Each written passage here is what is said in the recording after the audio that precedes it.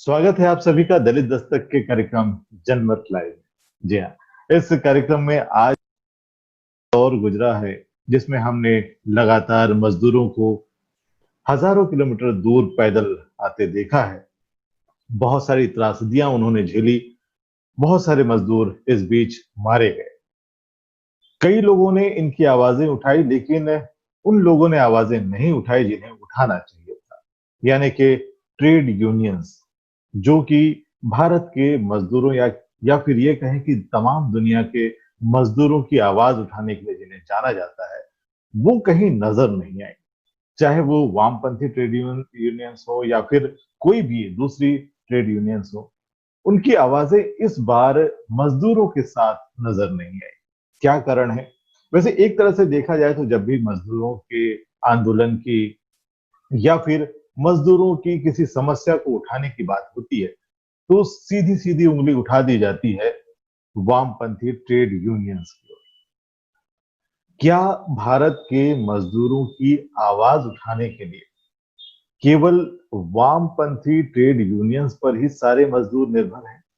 जबकि अगर हम इतिहास में देखें तो शुरुआत मजदूरों की आवाज उठाने की भारत से वो खोद प्रणाली खत्म करने की या फिर बेगारी प्रथा समाप्त करने की अगर किसी ने परवाह की थी, किसी ने शुरुआत की थी, तो वो भारत के लेबर मिनिस्टर, पहले लेबर मिनिस्टर डॉक्टर बाबा साहब अम्बेडकर ने की थी।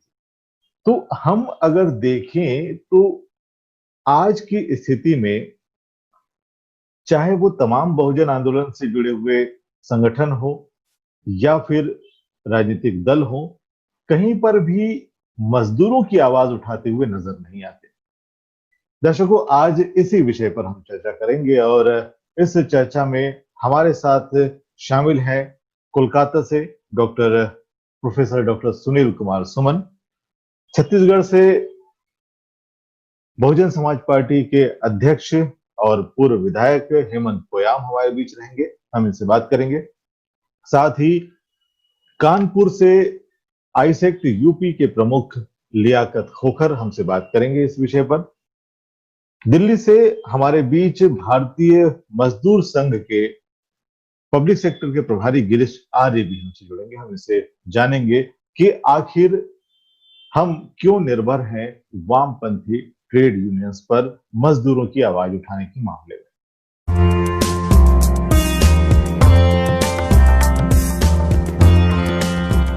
कोलकाता से डॉक्टर सुनील कुमार सुमन, देखा जाए तो मजदूरों में, इस कामगार वर्ग में अधिकतर एससी एसटी ओबीसी के लोग होते हैं, फिर भी एससी एसटी ओबीसी से संबंधित दलों ने कभी इन पर इस ओर ध्यान नहीं दिया। इस प्रकार की चीजों को उन्होंने कभी हथियार नहीं बनाया या इस प्रकार की आवाजों को उन्होंने उठाया भी नहीं। क्या कहना चाहेंगे? जी, ये भी बहुत महत्वपूर्ण सवाल है आपका। देखिए, वामपंथ की जो बात है, जाहिर है कि जो मजदूर संगठन है, एक तो संघ का भी रहा है, आरएसएस ग्रुप का भी एक मजदूर संगठन रहा है। किसी जमाने में वो लोग बहुत स्वदेशी की बात करते थे, लेकिन जब से इनकी सरकार आई तब से वो लोग गायब हो गए, उनका स्वदेश भी गायब हो गया। जी, वामपंथ की जो बात है, ये लोग एक्टिव रहे अपने अपने तरीकों से। सबसे दिलचस्प बात यह है भारत में कि जिसने कभी खुरपी और हसुआ नहीं छुआ हो, वो आदमी किसान नेता होता है। जिसने कभी कोई कुदाल नहीं उठाई हो, जिसके खानदान में, जिसके पूरी विरासत में कहीं कोई टोकरी और मिट्टी नहीं मिलती है, वो यहाँ मजदूर नेता होता है। जी। तो अब सवाल है कि जो मजदूर के बीच से नहीं आ रहा है, वो मजदूरों का नेता, जो खुद किसान नहीं है, वो किसानों का नेता है। तो जाहिर सी बात है, ये किस लेवल पे उनके अधिकारों के, उनके हितों की बात कर पाएंगे। सबसे बड़ी जो चीज है कि मजदूर वर्ग कौन है? मजदूर वर्ग एससी एसटी ओबीसी। जो लोग सड़कों पे आ रहे हैं, जो लोग मर रहे हैं, इसमें बहुसंख्यक 90-95% यही लोग हैं, इन्हीं तबकों के लोग हैं। तो अब सवाल है कि और मजदूर संगठनों के जो नेता हैं, वो सब यहाँ के जो सवर्ण तबके के लोग हैं, वो क्यों इनके लिए चिंतित हो? अगर वो ईमानदार होते तो हर जगह डॉक्टर अम्बेडकर को कोट करते, क्योंकि मजदूरों के लिए सबसे बड़ी बात तो शुरुआत उन्होंने की है। बहुत सारे अधिकार जो आज मजदूरों को मिले हुए डॉक्टर अम्बेडकर ने दिए, लेकिन कहीं भी किसी वामपंथी मजदूर संगठन में इस तरह की बात नहीं होती है। तो कहने की बात यह है कि संगठन उन लोगों का है, लीडरशिप उनकी है जो मजदूर नहीं है, जो किसान नहीं है।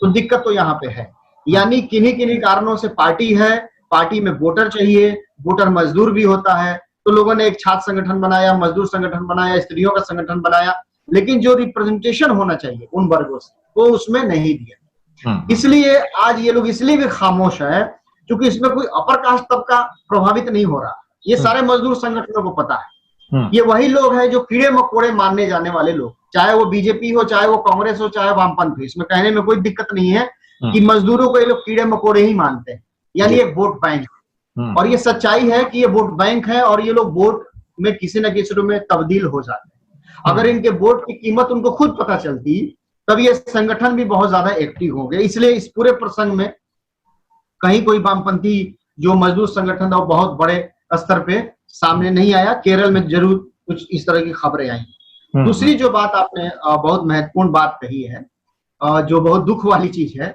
कि जो इस तबके के, जो वंचित तबके से जुड़े हुए जो संगठन हैं, राजनीतिक संगठन खास तौर से, उन लोगों ने इस पर नहीं ध्यान दिया या उनको नहीं लगा कि ये मजदूर संगठन होने चाहिए।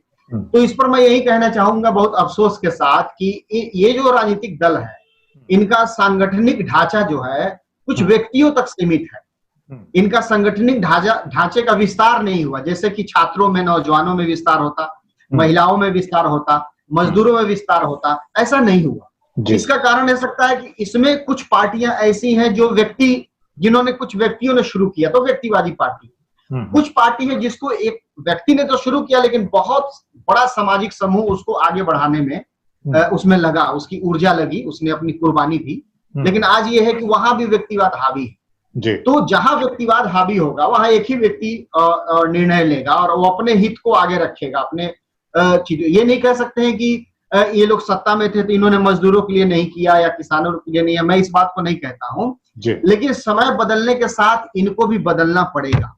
हम वो रटे रटाए फार्मूले को नहीं लेके चल सकते हैं कि किसी जमाने में काशीराम साहब ने कहा था कि स्टूडेंट्स को पढ़ना चाहिए, उनको आने की जरूरत नहीं है। वो किसी जमाने की बात थी। आज तो आपको पढ़ने ही नहीं दिया जाएगा तो पढ़ोगे क्या?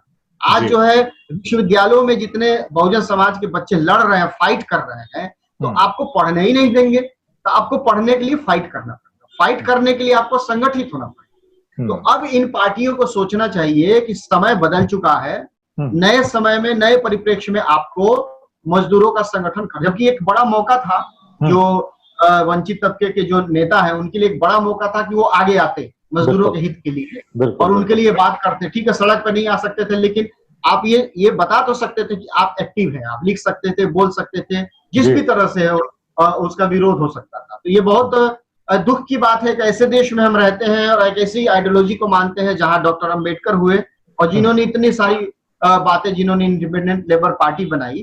तो अब समय आ गया है कि मतलब ये जो पार्टियां हैं, हाशिए के समाज की जो पार्टियां हैं, ये लोग मजदूरों को लेकर सोचे और अलग से सोचे, स्पेशल सोचे, ये बहुत जरूरी है। चलिए, धन्यवाद, इस पर आपने बात तो कही है। दर्शकों, हमारे साथ हेमंत पोयाम जी हैं जो कि छत्तीसगढ़ बहुजन समाज पार्टी के अध्यक्ष हैं। तो लगता नहीं कि अन्य राजनीतिक दल, खासतौर से बसपा की अगर हम बात करें तो बसपा को इस पर काम करना चाहिए।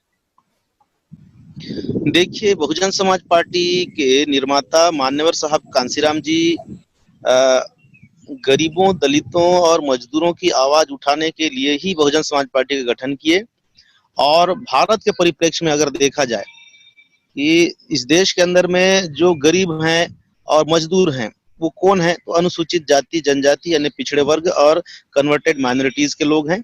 और उनको जो है कि एक वामपंथ के नाम से संगठित करने का जो प्रयास हुआ, एक वर्ग के रूप में जो वर्ग संघर्ष बता करके एक श्रमिक वर्ग के नाम दे करके जिन्होंने लड़ाई लड़ने का काम किया, उसको हम लोग भी देख रहे हैं कि जो कम्युनिस्ट लोग हैं उनके हाथ, जो जिन लोगों के हाथ में उन संगठन का नेतृत्व है वो भी उच्च वर्णीय सवर्ण ज्यादातर हैं। तो कुल मिला के जो है जो वामपंथी आंदोलन का नेतृत्व भी उन्हीं लोगों ने करने का काम किया जिन्होंने हमको दलित बनाया, जिन्होंने हमको आदिवासी बनाया, जिन्होंने हमको गरीब बनाया। तो मान्यवर साहब कांसीराम जी ने ही एक ST SC OBC को भाईचारा बना करके एक वर्ग बनाने का काम किया, उसी का नाम ही बहुजन समाज है। नहीं तो हम देखते हैं कि जातियों में बटे हुए देश में आज विभिन्न जातियों के अलग अलग संगठन बने हैं। तो मान्यवर साहब कांसीराम जी ने इन विभिन्न जातियों को संगठित करके एक वर्ग के रूप में तैयार किया जिसका नाम बहुजन समाज पार्टी है। और बहुजन समाज पार्टी ने हमेशा श्रमिक और मजदूरों से जुड़े हुए मुद्दों को लेकर के आंदोलन किया है। और क्योंकि बहुजन समाज पार्टी एक कैडर बेस्ड पार्टी है, तो हम लोग आज भी लॉकडाउन से पहले तक गांव-गांव में जाकर के पोलिंग में जाकर के कैडर करने का काम किया करते हैं। और हमारा जो मुख्य जो लक्ष्य है कैडराइज कार्यकर्ता तैयार करना।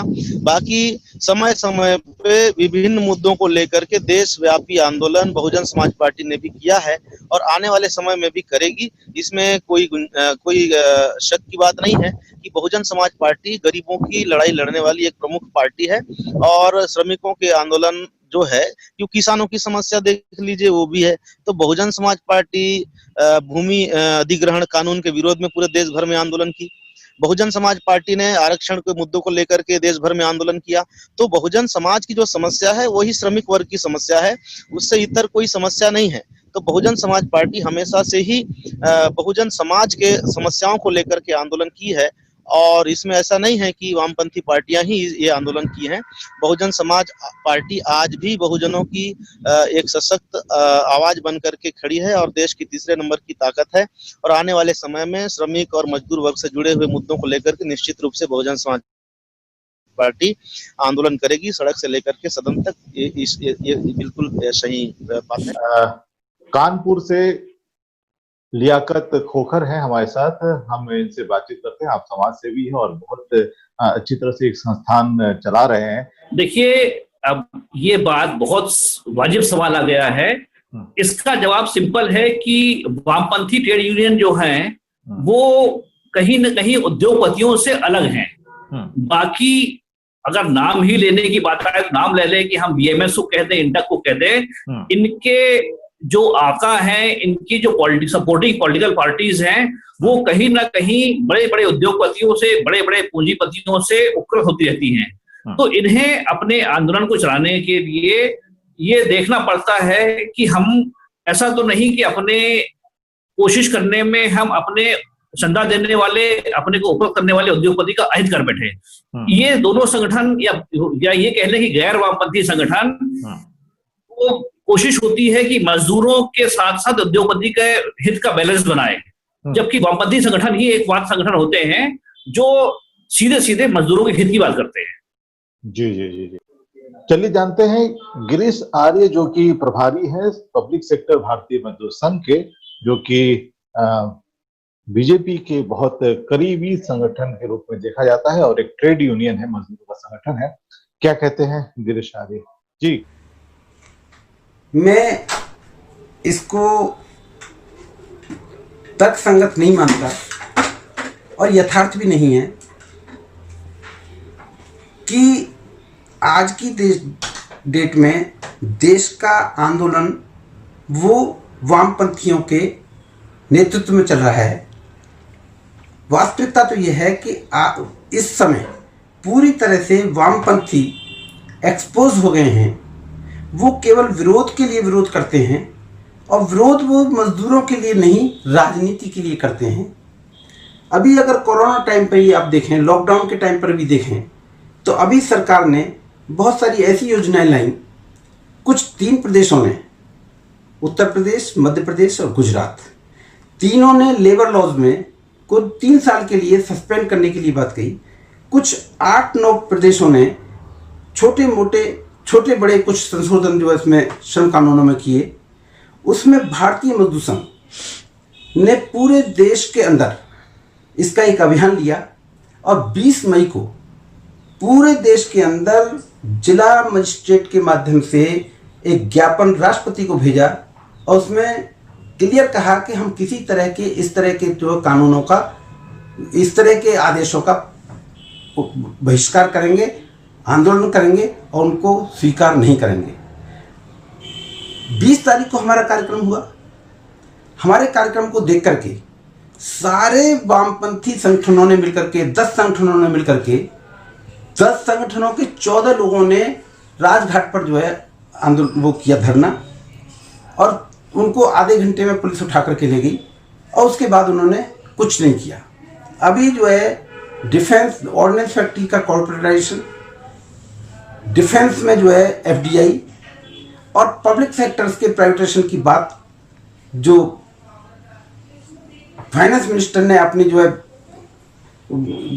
आर्थिक पैकेज में दी, उसका जो है भारतीय मजदूर संघ पूरे देश के अंदर 30 मई से लेकर के और 30 जून तक पूरे देश के अंदर एक कार्यक्रम घोषित किया हुआ है और वो बहुत प्रभावी तरीके से चलने वाला है, क्योंकि भारतीय मजदूर संघ एक गैर राजनीतिक संगठन है और वो जो है सरकार को गुण दोष के आधार पर समर्थन या विरोध करता है।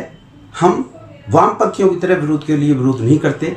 इसलिए ये कहना कि जो है आज की डेट में आंदोलन जो है वामपंथियों के इर्द गिर्द है या उन्हीं के सहारे है, तो मैं ये कहता हूँ कि वामपंथी तो आंदोलन के मूड में ही नहीं है, क्योंकि उन्हें ये वास्तविकता मालूम है, वो राजनीति के लिए आंदोलन करते हैं। उनकी राजनीति उन्हें मालूम है। अभी सरकार को साल हुआ है, अभी 4 साल और हैं इलेक्शन में, तो यदि अभी से वो अपनी सारी शक्ति आंदोलन में लगा देंगे तो 4 साल के तक वो आंदोलन खड़ा नहीं कर सकते। इसलिए उन्हें इलेक्शन के टाइम पर ये सारी चीज़ें उठानी हैं, तो अभी वो आंदोलन के मूड में ही नहीं है।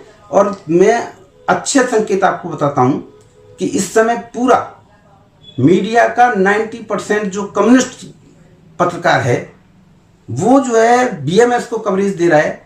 बीएमएस को, क्योंकि जो फील्ड में दिखाई देगा, मीडिया की ये मजबूरी है डेस्पाइट ऑफ आइडियोलॉजी, कि जो फील्ड में दिखाई देगा उसी को उसको छापना पड़ेगा, उसी को उसको दिखाना पड़ेगा। इसलिए भारतीय मजदूर संघ सरकारों के साथ रेस्पॉन्सिव कोऑपरेशन के सिद्धांत पर आचरण करती है और इस सरकार की जो राष्ट्रवादी नीतियां हैं उसका समर्थन करते हैं और जो मजदूर विरोधी नीतियां हैं उनका विरोध करते हैं। और हमारा आंदोलन इस सरकार के साथ चालू है और वो जब तक चालू रहेगा जब तक हम अपने लक्ष्य को प्राप्त नहीं कर लेंगे, प्राइवेटाइजेशन को जो है रोक नहीं लेंगे, तब तक कॉर्पोरेटाइजेशन को बंद नहीं कर देंगे। ये अब सरकार को इस ओर ध्यान देने की जरूरत है। तो हम आप सभी का यहाँ पर धन्यवाद करना चाहेंगे कि आप सभी लोग इस चर्चा में शामिल हुए और हम आगे भी बहुत सारे विषयों को लेकर आपके सामने आते रहेंगे, क्योंकि अभी एक बहुत बड़ा जो विषय बचा हुआ है वो है